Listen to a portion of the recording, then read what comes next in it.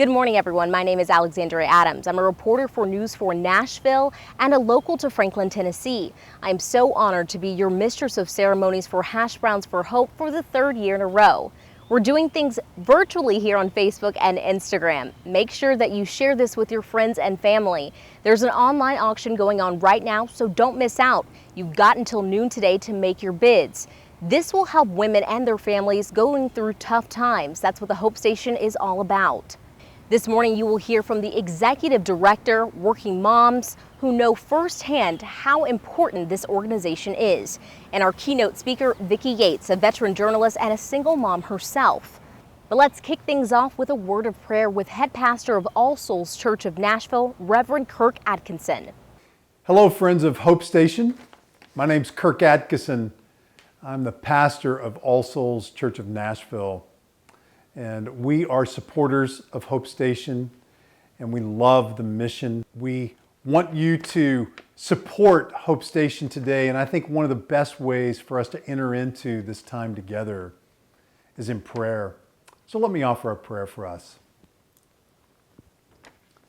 Father in heaven, we come before you now, thanking you for life and breath and provision. We praise you for loving us. Father, you have placed your imprint on us. You have made every single person in your image and likeness. You have given us value. You call us to love you and one another as we love ourselves. You have moved in the hearts of many, like Quintina and her vision for Hope Station, to serve single moms and children, people of great value to you. Oh Lord, we give you thanks for Quintina and Hope Station, who are carrying out your vision for caring for people, to not allow single moms and their children to walk alone or be forgotten. We ask that you bless this day. We ask that you move in our hearts and give us the same love you have for these moms and children. I ask that you give each of us generous hearts and to give out of our abundance. Why? Because you have been generous to us. We offer up this time, this event to you as an act of worship and praise. Let us support this amazing ministry with joyful and cheerful hearts. May you receive glory and honor in all that is done today and for years to come through the generous support of donors and the tireless work of Hope Station. May your name be praised. I pray all of this in the beautiful, loving name of Jesus. Amen. Thank you, Pastor. Now let's meet the extraordinary woman at the center of the story, founder and executive director of the Hope Station, Quintina Waller, followed by two women who will share their stories on how Hope Station impacted their lives, Elena Hatchett and Demetria Threets. My name is Quintina Waller, and I'm the founder and executive director of Hope Station. Hope Station is a nonprofit organization that assists single working mothers in Rutherford County and Davidson County. Eligible single mothers can apply for assistance once every 12 months. I started Hope Station in 2014 for single mothers. When my youngest son was born, I was on maternity leave. I had taken the 6 weeks, and I needed to take an additional 2 weeks because this daycare wasn't available. I wasn't paid for those 2 weeks, and all the money that I had was used for household expenses. I needed milk for my son. I went to the WIC office here in Rutherford County. They said I made too much money. When I left the office, I was overwhelmed. I was feeling depressed. I was feeling worthless as a mom. I told my daughter I was going home to just take a rest. My true intent was to take my life in hopes that my mother could take care of my children and everything will be fine for them. Immediately, God spoke to my spirit and said, you start something. You offer the women something that was not offered to you. We serve working women because those are the women that fall in the gap. There's organizations that help single mothers, but they don't help single mothers if you over a certain income. So if you make over $33,000, you don't qualify for any of these services. So Hope Station is one of the few organizations that assist single mothers that make over $33,000. We chose that because we all fall short. It doesn't matter, if you make $33,000 or $2,000 or whatever the magic number is, you may fall short. And at $33,000, there's no help for you. There was no help for you. And now there's Hope Station to offer you assistance with rent and utility. The women that Hope Station assists are women, hardworking women. But if something happens, a life event happens, the car breaks down, the kid gets sick, an unexpected light bill that's over the amount they're normally paying, used to paying. Those are the expenses we help out with.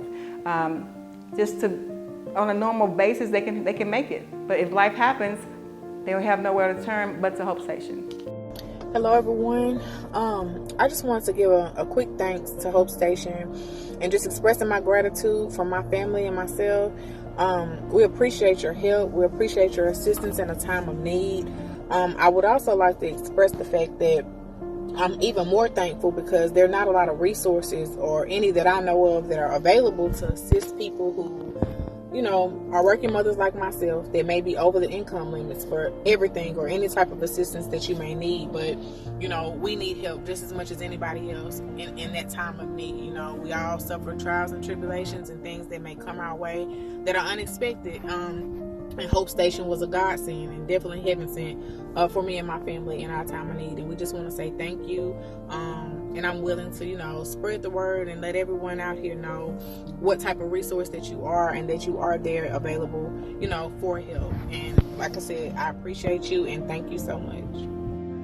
So I'm a single mom. I have two beautiful children, Kennedy and Dion. Kennedy's 13 and Dion's 11. I was working, or I still work in logistics and transportation, and I've been doing that now for about 4 years. Sometimes perception is not always reality. I do the best I can as a single mother to be a good steward over my finances, but you have sometimes unforeseen circumstances. Life comes at you fast. No one plans to go into debt. No one plans to become ill and not be able to work, but these sort of things happen in life, and when they do, you just are at the mercy of those situations sometimes. Back in 2019, November of 2019, I had just came across a hard time. I had become ill and I was unable to work for a little while, and so I had become concerned about how I was going to make ends meet while I was off work. My first concern is always making sure that we have shelter and we have stability, and you need finances to do that. And sometimes when you fall on hard times, it could cause a panic. And at that time, I didn't know where to go. I didn't even know that there was an organization like Hope Station available to me because the door's been closed in my face so many times. I wasn't offered state assistance due to the fact that I made over the income limit. So I was very discouraged, honestly. And I reached out to 611 and was given a lot of numbers to a lot of different organizations. Hope Station was one of those organizations. So I reached out to several places trying to get assistance, and I was getting nowhere. It was just, I guess, God that said, go ahead and make this final attempt and try this. And as a final resort, I reached out to Hope Station and I spoke with Miss Tina, and instantly over the phone, I could feel her energy. I could feel her concern. And I automatically felt comfortable enough with her to become vulnerable about my financial situation. I think you should definitely support an organization like Hope Station. One, because the work that she's doing is beneficial, is helpful to people such as myself, and the monies that are put into Hope Station definitely go to a good cause. Not only did they help me financially, but she also offered me the empathy that I needed as a human being. I'll forever be grateful for Hope Station, Miss Tina, and the help that they offered me in my time of need.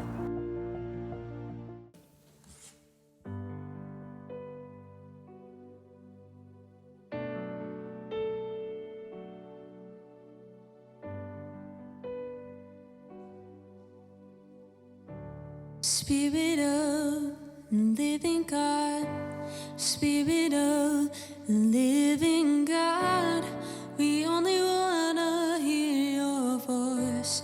We're hanging on every word. Spirit of the living God, Spirit of the living God, we wanna know you more and more. We're hanging on every word.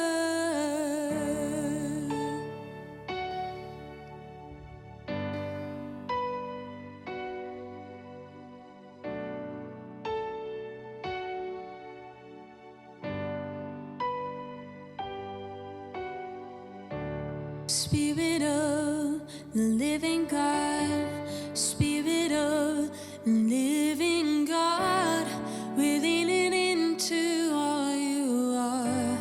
Everything else can wait. Spirit of the living God, Spirit of the living God, come now and breathe upon our hearts. Come now and have your way. 'Cause when you speak and when you move and when you do what only you can do, it changes us, it changes what we see. And what we see when you come in the room, when you do what only you can do, it changes us, it changes what we see. And what we see,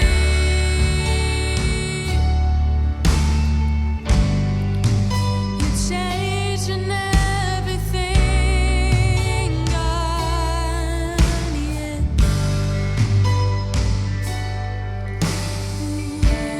Spirit of the living God, Spirit of the living God, come now and breathe upon our hearts.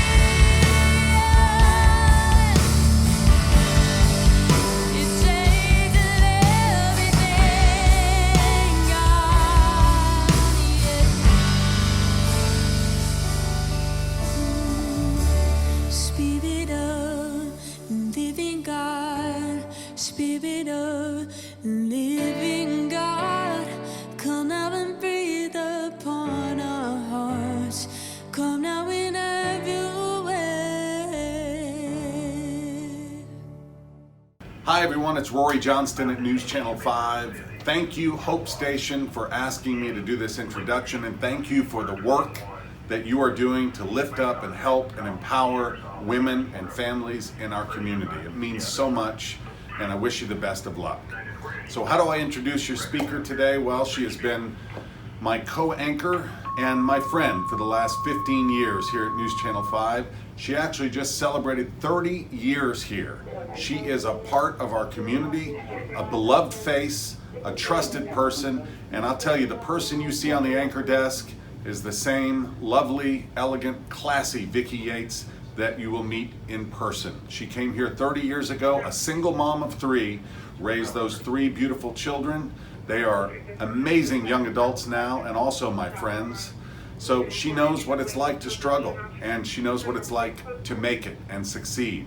So I'm so glad that she's speaking today, and it is my honor to introduce Vicki Yates. Hi everybody, I'm Vicki Yates, and I want to thank Quintina for inviting me to be here with you. I'm so excited. A lot of people don't know my story, but a lot of people do, so I'll tell you a little bit about myself. As some of you know, I've been a news anchor and a reporter at News Channel 5 for the past 30 years, working in the communications field for the past 40 years. I started in college. I love what I do. I really do. I've met some wonderful people, President Obama. I've met a lot of great people, a lot of just everyday people too. But my most important job, my most important mission in life is being a mom. I am a single mom, and I've been a single mom for the past 31 years. Born and raised in Detroit, 2 years after graduating from Michigan State University, I met a wonderful man. He was handsome, he was funny, he drove a great car, he had great family members, and eventually we got married. I got a job in TV news shortly after that took me to Toledo, Ohio. Now, since it was about an hour and a half away from Detroit, I would commute back and forth every day, 5 days a week. Then I received a call from a television station in Cincinnati, Ohio, and they offered me a job there as a reporter and anchor of a midday newscast. I was there for about 3 years. Then I got a call from a larger television station, KDKA in Pittsburgh, Pennsylvania. I was on my way there soon, also as a reporter and an anchor of a weekend newscast. Now, my husband followed me to Pittsburgh and got a job as a salesman at the same station where I worked. I was at KDKA for about 5 years. Now, during this time, during our 9th year of marriage, we had been married 9 years by this time, I became pregnant. I gave birth to a beautiful baby girl. Her name is Tori. Some of you may know her. I'm sure some of you have heard of her. We have a podcast together. My husband and I were blessed to have such a beautiful, healthy, wonderful daughter. But that was 9th year. 10th year, things took a bit of a turn. Certain things changed. My father passed away. And I found out I was pregnant again, and this time I was expecting twins, 2 boys. But there's still a little bit more to this story. My mother had become seriously ill and soon subsequently passed, less than a year after my father had. But what really sent me spinning was my wonderful, good-looking, fun husband decided to take a girlfriend. Yep, he cheated on me. They say wives are the last to know, and for a while, truthfully, I didn't pick up on the clues. I was so occupied with not only a troubled pregnancy, but also mourning the death of my mother. But once I came out of that, I started noticing the changes. He couldn't watch our daughter while it was at work because, well, he had things to do, even though he had a flexible job. He started buying and wearing silk underwear. Yeah, that's pretty stereotypical. And now this was before cell phones were so popular. He had a second phone line installed in our basement and told me, don't ever answer that phone because those are my sales clients and they don't expect to hear you on the other line. Okay. Well, of course, I knew this was BS. And after doing some real creative snooping, I confronted him with evidence that he could not dispute. God is good because I started going into early labor, and why that was good is because it took me out of the house. It brought me to the hospital for a whole month. I was on bed rest for a month. I had just a relaxing time, and God knew that's what I needed.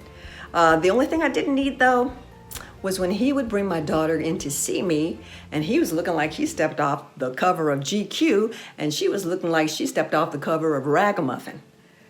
Her clothes were dirty, her hair wasn't combed, but I knew he was doing this to pay me back because he knew I was leaving.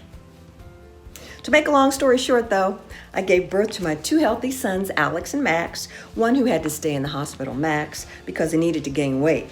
But before I left the hospital, I made a few calls. And when it was time for me and my sons and my daughter to leave, we did, moving into an apartment. Soon, though, I got the call to come to Nashville, and me and the kids headed south. Now, as a single mom, I've learned several things that I'd like to share with you.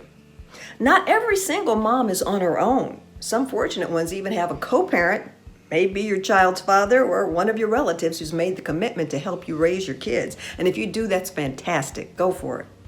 As a single mom, it's a plus, but also a big responsibility to make all of the decisions for your family. What if you make the wrong call? Well, sometimes you will. But ultimately, you are the one who shapes and molds your family. My kids, who are all adults now, like to say that our family was a gang of 4. And one of the reasons why gangs work is because the members feel cared for and supported. And that brings me to trust your instincts. It comes with being a mother. We all know when our kids need something, even when they don't tell us. Maybe it's a problem they need to work through. But let them know that you're interested in helping them solve those problems without judging or punishing them. If they can't turn to you, they'll turn to someone outside of your family. Don't be afraid to ask for help. I remember before we moved to Nashville, a good friend of mine called me one morning and she said, "Hey, I want to stop by." Okay, now, I'm the mother of 2 newborns. I've got a 2-year-old daughter running around. I'm in a small apartment. My house looks like, you know what? But I said, "Sure, come on by."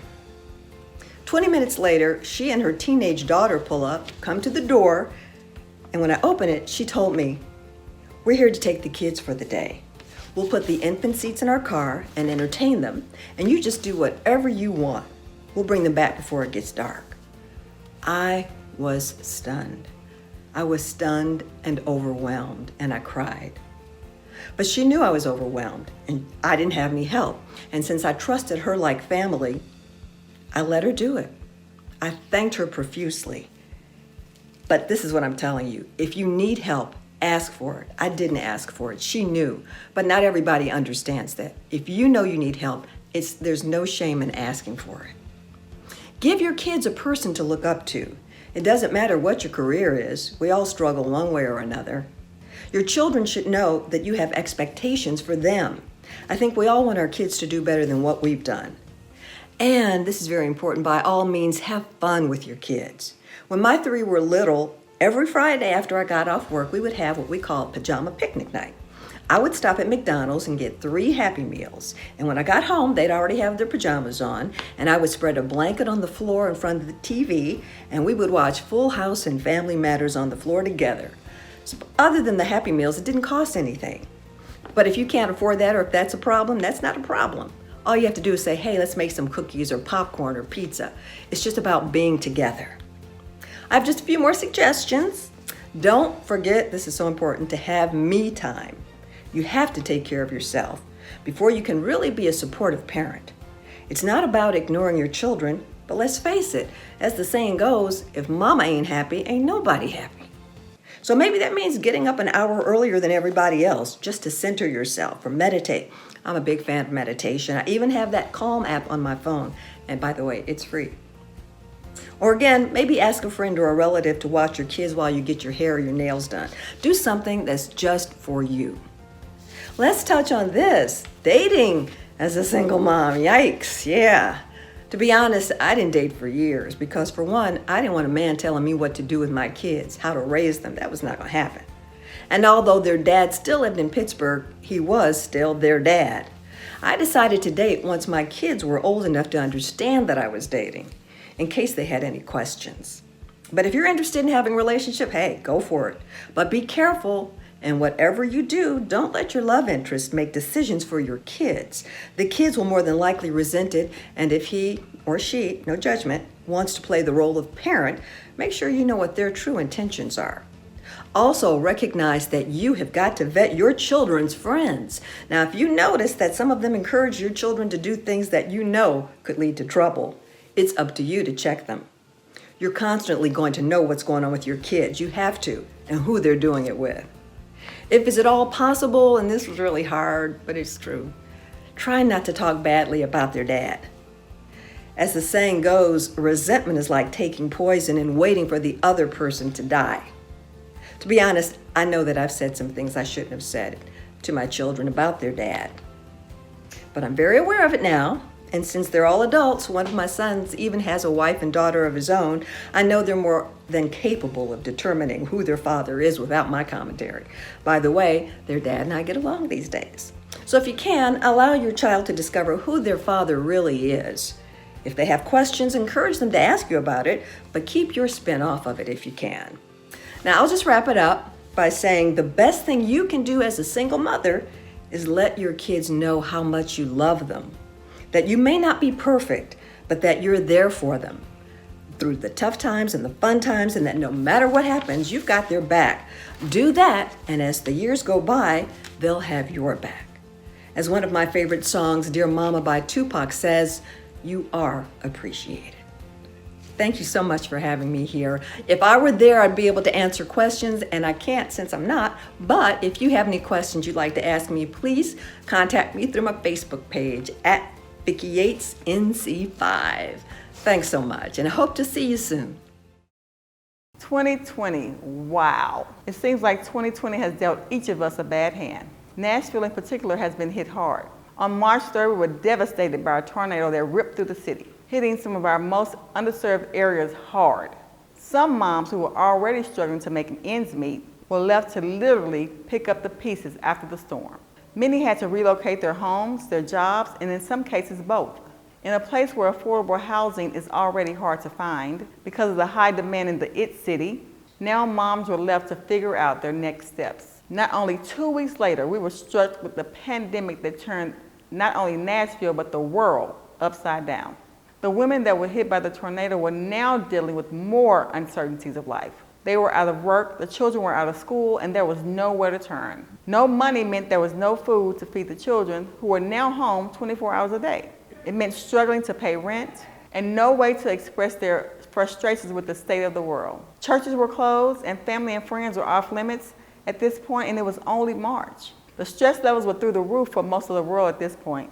With the entire family home all day, every cost related to the household increased while income decreased. While some landlords were understanding and our local energy company waived late fees and halted disconnections, the household costs were still mounting. This was enough to drive the average person insane. These are some of the reasons we're looking to offer mental health and financial empowerment resources to single mothers. Hope Station wants to amplify our impact by making our clients whole again, empowering them to know that they can be strong and not have to deal with life alone. It's okay to get your thoughts out.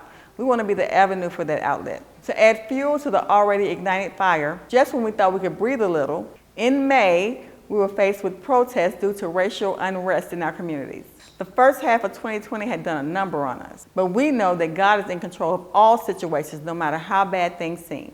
As an organization, we provide housing and utility assistance to single working mothers, relieving the stress of having to choose between the crisis at hand and providing a roof over your family's head. As a single mom myself, I am not removed from the same issues our clients are faced with, but I am glad that we can offer hope.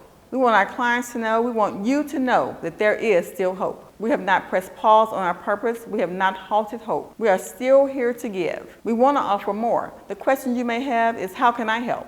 Hope Station needs you more than ever to partner with us, to be a support to mothers like Demetria and Lena, who already give all they have to their children and their careers. We need you to give from your heart and to allow God to minister to your spirit. Currently, Hope Station offers up to $350 a year in assistance for single moms, and that's just the beginning. Due to the increased cost of living in Nashville and dealing with the tornado and the pandemic, we know we need to be in a position to do more. We want to increase assistance to $500 a year with a long-term goal of $1,000 a year. But in order to do that, we need you to give today. There are ways that you can donate listed on the screen. Will you consider joining our friends like Cheryl and Jackie who give monthly? You can also visit our website at www.hopestationtn.org. You may want to ask your employer about a match program or specifically giving to Hope Station through your United Way campaign. And lastly, don't forget our Hash Browns for Hope online auction event. With the auction closing at 12 noon, you have about an hour to bid on great items for a great cause. Thank you so much for joining us today. Please be sure to share this event with others who may also be able to give to Hope Station. At Hope Station, we know that we are so much better together. Thank you so much. We hope to hear from you soon. Thank you again for joining us for our virtual Hash Browns for Hope. Please make sure you share this on your social media pages to help spread the word about this wonderful organization. And make sure to get those last-minute bids in because the auction does close at noon. As always, you can visit hopestationtn.org to learn more. And lastly, mark your calendars for July 10th, 2021 for Hope Station's 5th year celebration. Thank you again for joining us, and let's continue together to celebrate the power of hope. God bless.